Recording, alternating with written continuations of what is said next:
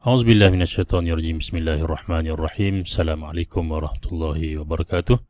Jadi berikut panduan untuk apabila anda mendapat satu link ke email anda. Jadi bagaimana untuk kita buka link tersebut melalui ID Delima. Sebagai contoh ni saya buka paparan ID Delima walaupun saya menggunakan ID personal. Jadi katakanlah ini ID Delima yang anda buka, yang ada paparan G, kemudian ada nombor, kemudian MOE. Kemudian boleh pastekan link tersebut di bahagian Omnibox ini. Okey, bahagian carian ini boleh paste.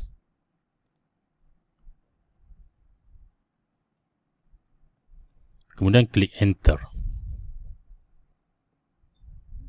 Baik, tunggu seketika, akan keluar paparan sebegini. Jadi biasa saya rename pada nama anda dan sekolah masing-masing. Klik saja make a copy. Okey, buka melalui ID Delima. Okey, pastekan di atas ini, bahagian carian ini. Kemudian klik enter, keluar sebegini. Dia akan masuk terus ke drive Delima anda. Okey, tunggu seketika. Okey, untuk makluman, contoh saya menggunakan demo ERPH Februari ini. Dah masuk ke dalam drive. Okey, ini drive anda lah. Okay, copy of demo ERPH. Okay, dia sama. Dia dah masuk secara automatik bila kita tekan link tersebut.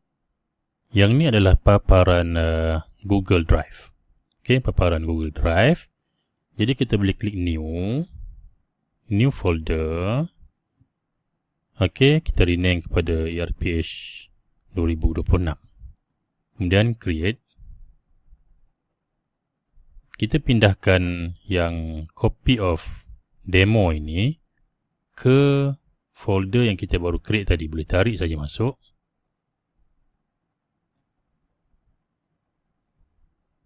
Okey, dia dah masuk dalam folder ERPH. Jadi kita boleh organize dia secara tersusun.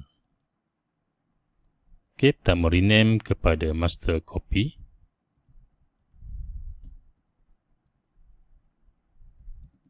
ERPH 2026. Klik OK. Okey, master copy ni jangan ganggu dia kecuali kita nak make a copy. Tekan sekarang ni yang minggu depan cuti tambahan KPM sama dengan cuti tahun baru Cina minggu 6. Okey.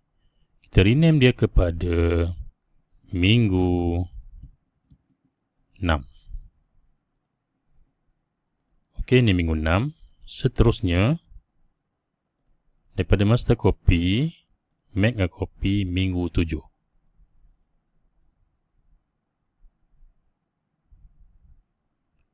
Okey, kita rename dia kepada minggu 7.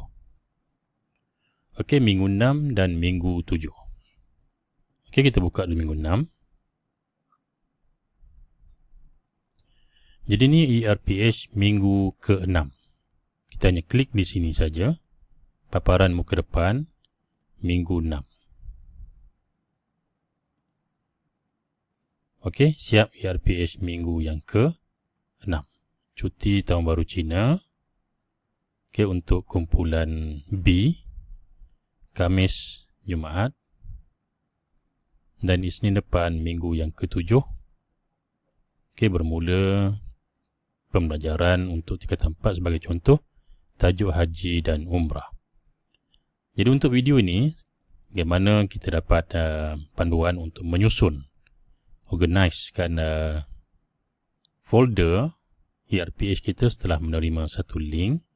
Kemudian kita make a copy daripada master copy.